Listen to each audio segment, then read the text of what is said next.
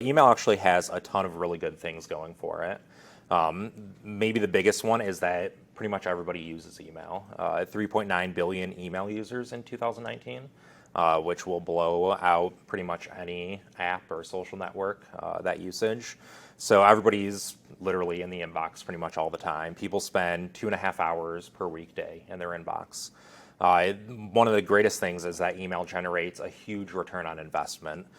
So most marketing channels hover around $5 to $10 for your return. Emails usually between $38 and $42 for every dollar spent on an email campaign, which is amazing. That's going to blow out any other digital marketing channel out of the water. So I like to say, remind people that email is the farthest thing from being dead as possible. We always see those blog posts. We always see people talking about the death of email in favor of, native advertising, social apps, all that kind of stuff. But email is not going anywhere anytime soon. It's not going to be replaced. All of those different apps you use, all of those social networks, they all require an email address to sign up for them. So I like to think of the inbox as kind of like the holy place online. That's people's kind of personal home. So you have to think about that when you start sending them email campaigns, and avoid things like spammy messages like Gary Thuworks and, those 180 billion other spam messages that are sent every day. So you have to think about how you want to create that connection with subscribers and make your emails valuable for them. One way to do that is through design development, which is what we're going to be talking about today. Email, four of my favorite things about email. The first one is that email is pretty damn easy to send, and it's relatively affordable. You don't need a lot of technology to send an email campaign. There's a ton of different companies that allow you to quickly code up or use a WYSIWYG editor to create an email campaign, send it out to lists of subscribers, and then you can track those campaigns. You can track most things in an email campaign. You can see how long people are actually engaging with your email. You can see what they're clicking on, where their areas of interest are, how they're interacting with that email campaign. So that means that testing emails is super, super quick and easy.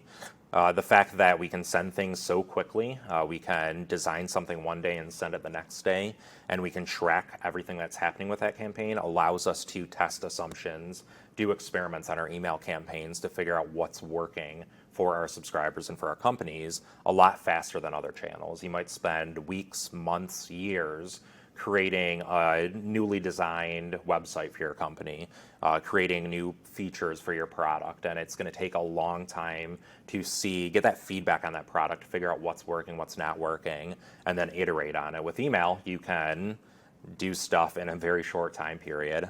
You can make an assumption, have some sort of hypothesis you want to test, send a campaign, and within a matter of minutes, if not hours, if not minutes, then you can see what's working, what's not working. Perhaps my favorite thing about email is that it's completely and utterly forgettable. Nobody remembers their favorite email campaign or something that just really pissed them off. It's very rare for people to get super worked up about email campaigns unless something goes really, really wrong. So it's nice that email's forgettable. It sucks for posterity. We don't have, this kind of public record of these great email campaigns we've sent. There are cool places out there like reallygoodemails.com that collect really cool email campaigns, but there's nothing like the webarchive.org or whatever it is collecting our history as email marketers and designers.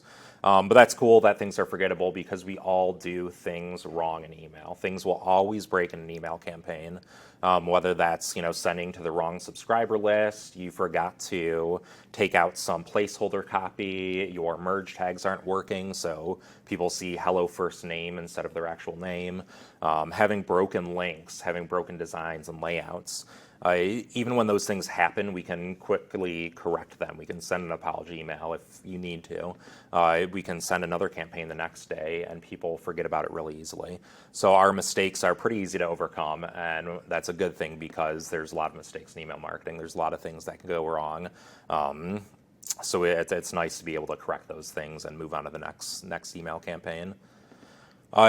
This is some research we did at Lemis. We tracked a couple of months in 2019, 3 months, and we looked at 4 different popular email clients. So the Gmail apps on iOS and Android, and then the Outlook apps on iOS and Android as well. And we found that over that 3-month period, there were something around 45 different updates to those 4 email clients. So all of those updates are potentially things that can break our email campaigns. And this is something that people aren't usually aware of, that all these different email clients are constantly changing. They're always pushing updates, well, modern ones at least. They're always pushing updates that could potentially break our HTML or CSS. So that's something we want to be aware of. So a lot of email development is really about kind of coding defensively and making sure you know what works where, what doesn't work where, testing your email campaigns on a regular basis to make sure these updates don't break our campaigns, and just do that kind of defensive, get in that defensive mindset to make sure that your emails aren't breaking in all these different email campaign or email clients rather. But yeah, email's awesome. I hope everybody kind of understands this, that no one really owns email. It's this open protocol out there. Anybody can build an email app with, minimal headaches, I guess. SMTP is sometimes a little finicky. Implementing IMAP is hard to do, but it's open. It's open technology that anybody can use. Everybody uses email to some extent. It's completely universal. It's ubiquitous. It's everywhere. And perhaps most importantly, for people that are working for companies using email, it makes a lot of money with fairly limited investment, which is a good thing to keep in mind.